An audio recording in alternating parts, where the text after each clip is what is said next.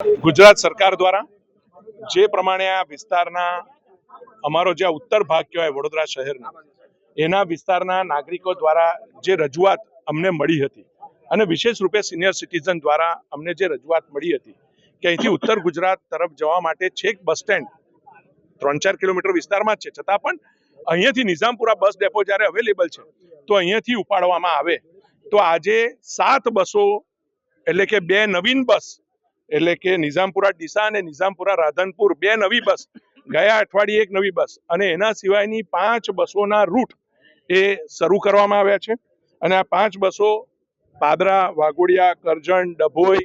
વડોદરા ગ્રામ્યમાંથી પણ નિઝામપુરા બસ ડેપોથી ઉત્તર ગુજરાત તરફ જવા માટેની આજે લીલી ઝંડી આપી છે. આમ ટોટલ 7 નવી બસોનો આજે શરૂઆત કરવામાં આવી છે નિઝામપુરા બસ ડેપોથી.